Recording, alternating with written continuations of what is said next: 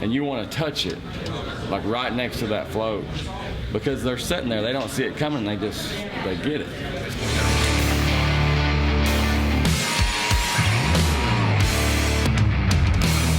Well, hey guys, Michael and Dano again, back with a Bucks Island on tour, episode 5, and let me get that up there so you get the all the fingers.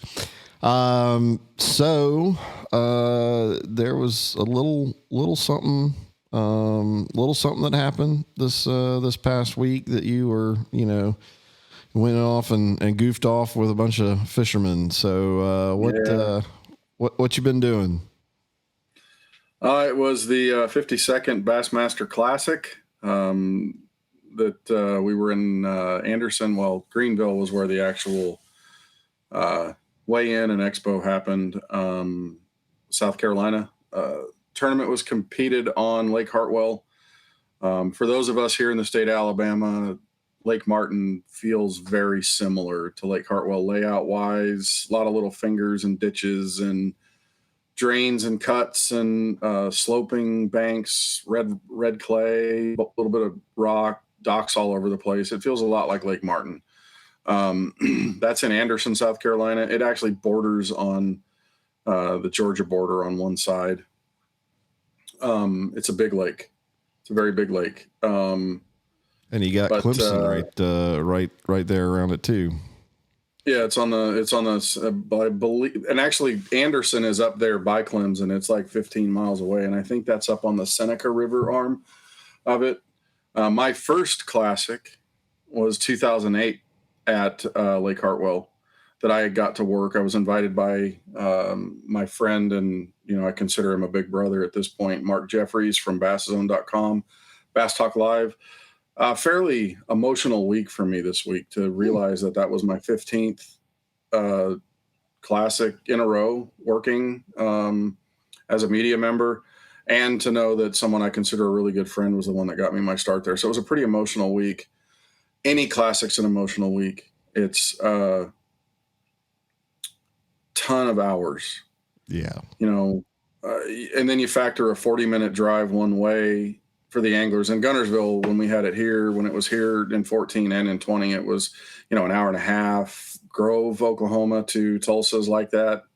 It's an hour and 10. So there's a lot of hours involved. So yeah, everybody gets tired. But this was a really, really great tournament. It was the 4th smallest margin of victory in the history of the Bassmaster Classic at 5 ounces. To think that there's been 3 that were smaller than that, it just drives me crazy to think about it.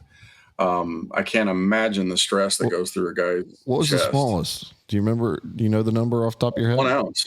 1 ounce. 1 ounce. Man. And it Dalton Bobo from Alabama lost that tournament. And I don't remember what year it was. Pretty tired still. I mean, I could look it up, but that was here in Alabama.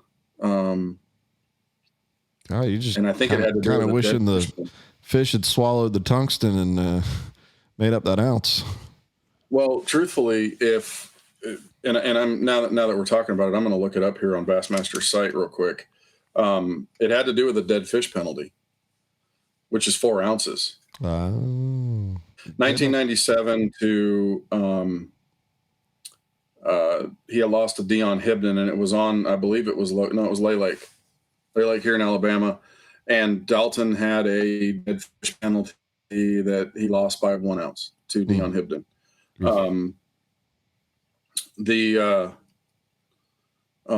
Just unreal, but this one was tight. Jason Christie was the winner, 54 pounds, I think was the final weight. Yep. Kyle Welcher was second. Stetson Blaylock from Arkansas. Kyle Welcher's an Alabama boy. He's from Montgomery. Jason Christie's from Park Hill, Oklahoma. Stetson Blaylock's an Arkansas boy. And then our friend and pro staffer, Justin Hamner, Falcon guy, from Northport, Alabama, right down there by Tuscaloosa. He finished 4th And then the Canadian Chris Johnston finished 5th. There were a few Falcons in the top 10, weren't there? Not top 10. Top 10? Okay. There were. Oh, yes, there was. Brian New finished 9th, I believe, and he's a Falcon guy. Patrick Walters finished in the top 15 or so. So there were 3 Falcons on the final day. There were 5 Falcons total. Of course, there's Skeeter guys, Matt and Wes. Yeah. Matt missed the cut. Matt Herron, he missed the cut by 7 ounces to fish on the final day, but made a real strong run at it after a rough day on day 1. I talked to Matt, and he found the winning fish. I mean, not the eventual winning fish, but the right pattern and the winning pattern and the winning type of pattern, and the wind that shifted out of the northeast on the first day, the night before the first day. It pushed a bunch of cold and muddy water into the docks that he was fishing. So it changed his bite. He couldn't even get his bait to the fish where they were, because they go from outside the docks to way underneath them. And he couldn't even get his bait to him. He managed 4. Wes Logan, our pro staffer, Skeeter guy also, he finished 23rd, had a good strong comeback on day 2. It kind of went for broke on day 3 to try to put it together, and then came in with just a limit. But his first Classic experience, and he loved it, handled himself really well. It was great. But ultimately, the Bassmaster Classic is all about, who hoists that trophy at the end of it. And Jason Christie had lost 2 Classics after leading them after the second day. Once was on Grand Lake, a lake he knows very well there in Oklahoma. And he just got beat by Edwin Evers, who put 29 pounds on the scales that day, and that just happens. The other one that he lost was in 18 that Jordan Lee won, coming from behind. And that one was especially crushing to anybody that watched it, because Jason ends up losing by just about 1.5 pounds, and he weighed 4 fish. And if you talk to him at the first – after the second day after leading, he felt like he needed 18, 20 pounds to win. So he ran a pattern that involved bladed jigs and everything. And if he would have picked up and he said this, if I would have known to pick up a shaky head or a Senko or something and be able to yum dinger for him to be able to skip under a dock and catch 1.5 pound, 2 pound fish, and it would have won me the Classic, then I probably would have done it. But so he went into this one with a little bit of different approach. He knew that he wasn't going to be able to run only a big fish pattern, like a big bait pattern type of a deal. He had it, but he started every one of his days with a little swim bait on a deep hole, get himself a nice limit, and then worked a cull up by going to docks with a jig. And he didn't know his bass track had him at like 14 pounds on day 3. And everybody was saying that he sandbagged it. But I talked to him, and he said that he was watching somebody that decided to weigh one of their fish on the final day right before the weigh-in. And he looked at their fish and then was like, well, if that is this weight, and I don't remember what the weight was, then maybe, and he's looking at his bag, and he's like, well, that one's fat. And that one's fat. And that one's fatter. And he goes, well, maybe so thinking he was not going to do well and that he was going to fall on his face before going into the arena, to then thinking, well, maybe I've got 17 pounds. So, I mean, there was a very real emotional response to a guy that had lost 2 of them. Yeah. And he's an athlete, former basketball player, and can be stoic at times. To see the emotional response from him at that weigh-in was really cool. I don't mean stoic in a bad way. He's just very businesslike about his job. Yeah. And interviewing him and talking about the stuff that he has, the stuff that goes through some of those best anglers' minds that they can verbalize. You just are amazed with what they got to say. And speaking of interviewing him, why don't we go ahead and we'll roll one of the interviews you got with him, and then maybe talk about what if you saw anything interesting that might make its way to the loft, and make its way back over to Bucks Island. So Okay. let's check out that interview. Here you go, guys. Jason, can you give me a quick rundown of the overall pattern that you used this week? Started on a deep hole with a minnow and ran boat docks the rest of the day, and it wasn't fun fishing. I mean, the morning, the mornings were fun. The first two, I'd catch a bunch, but this morning it was just an exhausting day. I mean, I don't know. There's just something. I told Jake several times today. I was like, dude, I'm one bite. I just need one bite, and I'd get a bite. I just need one more bite. I don't know. There's just something in me that just told me just to keep doing it. I mean, I was going to do it anyway, but I just had confidence today. Even though I was running around crazy, I still had confidence. Can you give me a breakdown of the baits that you were using? I mean, you've been with Pratt for a long time. Just give me a breakdown. Yeah, so it's a prototype. We call it FF sonar minnow, forward-facing sonar minnow.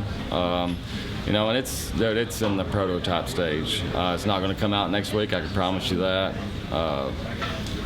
3/16 ounce head and War Eagle 5/8 jig jig with a Yum 2.75 crotch jump.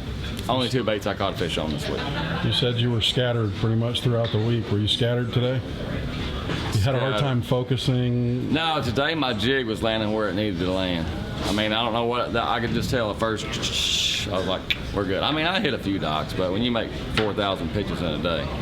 The world's dominated by forward-facing sonar, but at the end of the day, you went back to the old school jig. So talk about that. It's from growing up on Grand Lake, and it kind of happens the same way. They get on these docks, where you could pull up there and you could see the bottom around. You wouldn't think, and what they do is they get and lay right underneath that float, and you want to touch it, like right next to that float, because they're sitting there. They don't see it coming. They get it. So why didn't you try to expand more on the forward-facing sonar bite? Was that a comfort thing for you? Or? Yeah, like I didn't think I could win, and I came here. I mean, I got hundreds of those baits out there because I was wanting it to be cold. Whenever the forecast, it was going to be cold, and then it started warming up, and that's the only reason I didn't spend a lot of time out deep. And I'd pull into a place and I'd catch a 2-pounder. Well, this place I caught a couple of good ones and I saw a bunch. So I just thought, all right, I'll start there. Maybe I can catch a good one. I should catch a limit. And then the dock deal wasn't rocking until the afternoon anyway. Well, I'll have me some fish in there. If I get a couple of 5-pounders, I'll be where I need to be. So it just worked out. You mentioned several times, you said, I can use any equipment I want in this industry. You've always chosen to tow with a Toyota. Why is that? Because they pay me to do good. Bonus bucks? Yeah, and because I can hook up my tractor, I can hook up my, whatever boat I got, the Express, and I don't even know what's back there. And I'm a big guy, and it rides comfortable. It takes my whole family everywhere. I could, if people knew what I carried in that truck, you could live, 3 families could live out of that truck. That's just it. And it's just comfortable, tow's good. Most of all, I get paid. Love it. Do you feel like finished business at this point after the last time you were here in a classic? Yeah, I'm done. No, you're not. I know you better than that. I might be. You're like Brady. No. Yeah, I got no more. I know that the biggest, one thing is I'm in the classic next year, and I can just go fishing. Do I smell an Angler of the Year hunt? No, I started off not so good. I'm gonna have to smoke them the next few, but it's just glad. I'm so sick and tired of hearing about you led those 2, and you lost it. And by God, today at 11 o'clock, it was going through my mind. But it only happened once or twice. You can ask Jake, we just slow and steady. Thanks, dude. Now, you were over there with Advanced Angler, and you got a bunch more interviews, right? Oh, yeah. Our Advanced Angler coverage, it started as a preservation thing. Because originally, when I started covering Bassmaster Classics, I was writing game day stories, and you basically write 5 300 word pieces about each of the guys in the top 5, and you do an intro to it, and I'm writing 2,000 words every night, and that becomes, so we came up with Advanced Angler Raw, classic raw, iCast raw, when we started the website in 2011. And so the goal has always been to get as many videos as we can, but you start looking at some of the numbers and some of the way that the views happen, and really people care about the guys in the top 10, top 15. So we focused it down. So we try to get 10 to 15 quality interviews from media day and from every day of the tournament.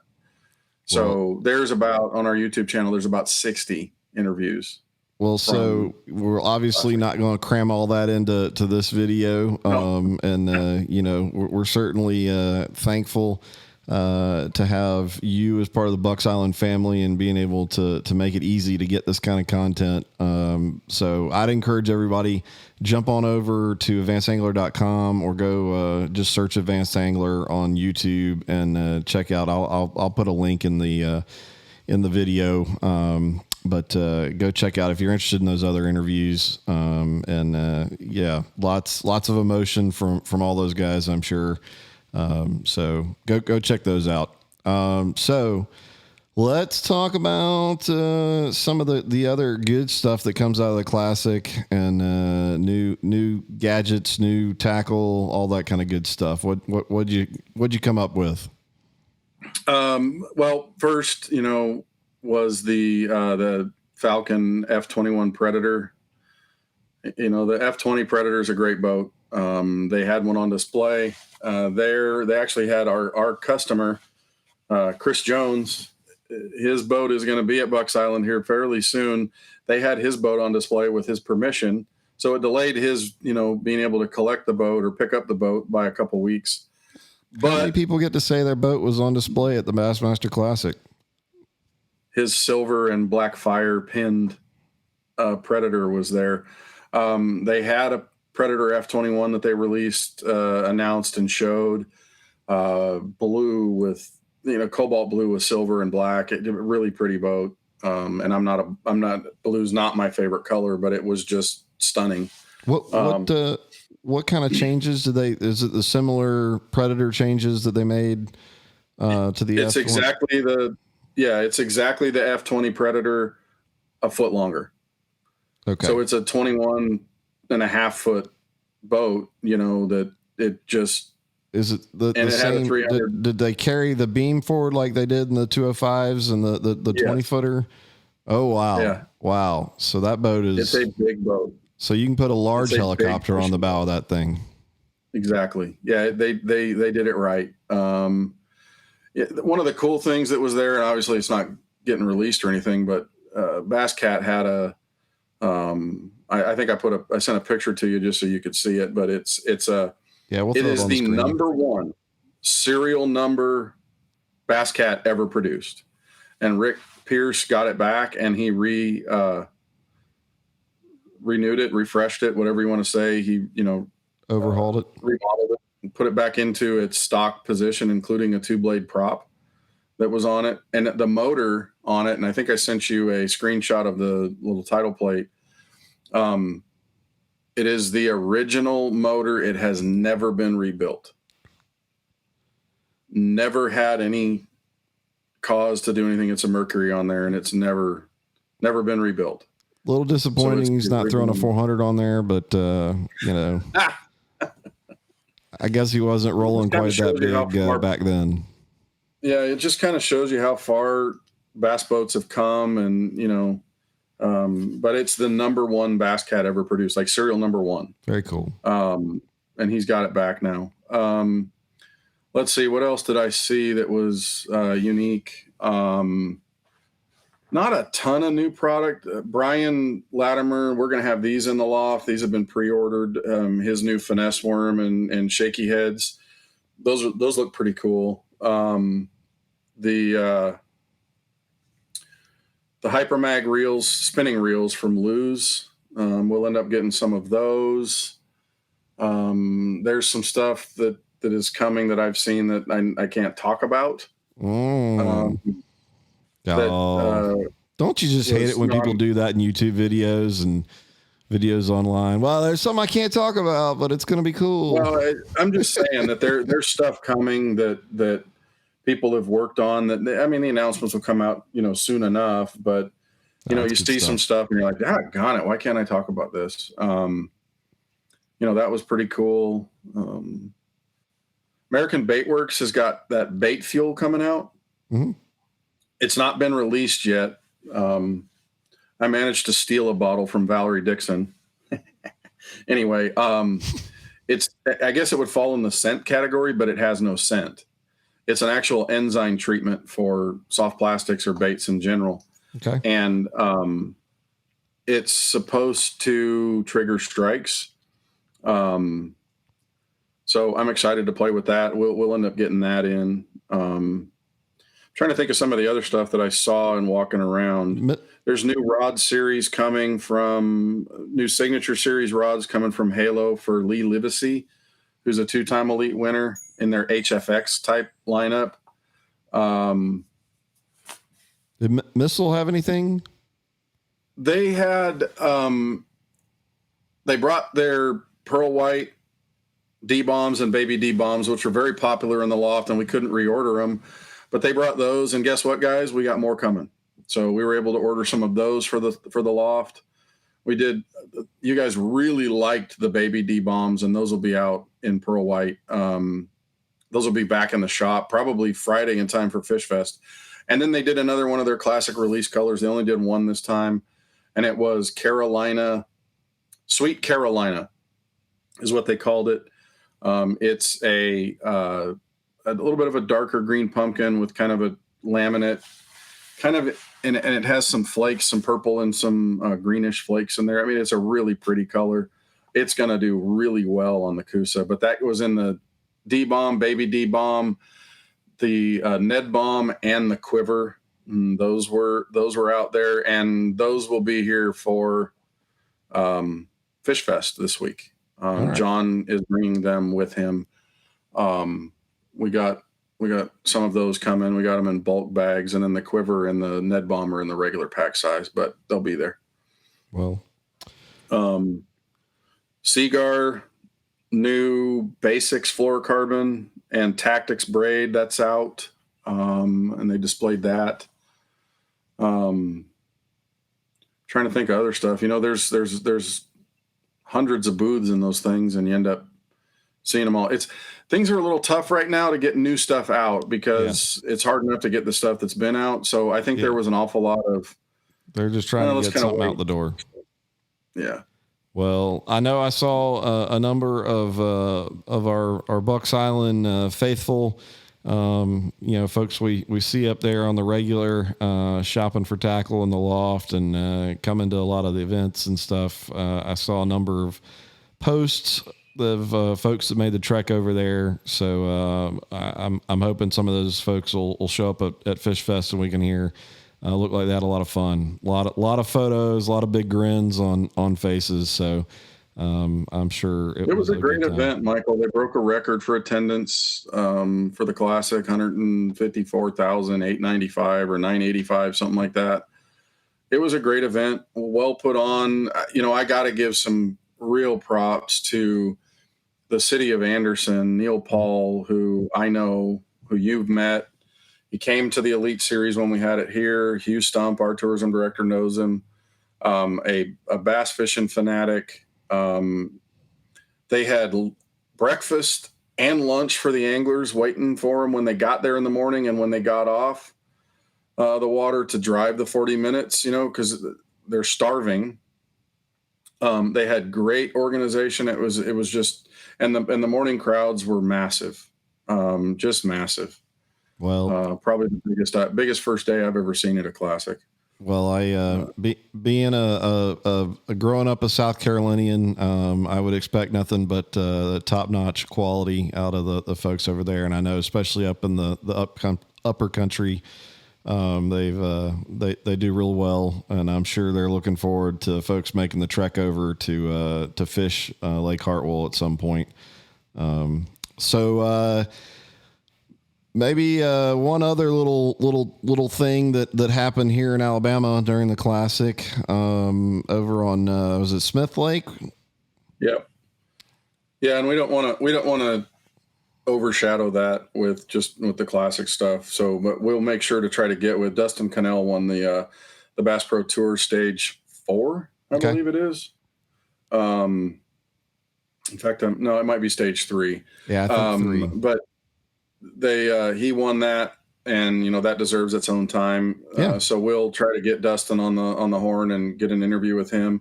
We'll probably put it together with the Santee Cooper Elite Series event, like we've done with some other tournaments in the past. But I just don't want to mention and not do it. So we'll try to get a hold of Dustin and do one with him. Well, and I'm sure a lot of folks, as much as we love the Classic, a lot of our guys over here in Northeast Alabama are probably anxious to hear some details on Smith. So the pictures I saw, there were an awful lot of spinning rods in hands, and this time of the year that makes sense. But man, that forward-facing sonar now, I'm telling you, there's an awful lot of small swim baits being presented to these fish when they're suspended that these fish haven't seen them before, and these guys are good with that stuff. So, all right. Anyway, well, any last takeaways? I guess we'll try and link up if we get some of this new tackle in. If you're watching this later on down the road and you make it this far, we'll try to link up some of that tackle as it gets in the loft. And I think by the time you see this, if you haven't heard about Fish Fest, then you've probably been asleep. But certainly we'd love to have you and hope you can make it over. Information, the Facebook event and all that kind of stuff will get linked up, but that's going to be a good day. Maybe a little chilly, but I think it's going to be a fun time. We're going to have the propane heaters out there. We'll keep that top door closed so that people can not have a cross breeze, but we'll leave the main door open. We always do. Yes, it'll probably be a little bit chilly, but I think as the day wears on, there'll be enough people up there. We'll keep that place a little warm. Yep. Well, the guarantee is it'll be warmer than being on the water, and especially doing the seminars with the elite and MLF guys. We're doing it at 10:00 in the morning. Yeah, so, initially we were going to do it at 11, but we found out that the Elite Series practice actually starts on Sunday for Santee Cooper because they have an off day on Wednesday. So because we care about those guys, we want to get them on the road. So they're going to be there from, about 9:00 till noon.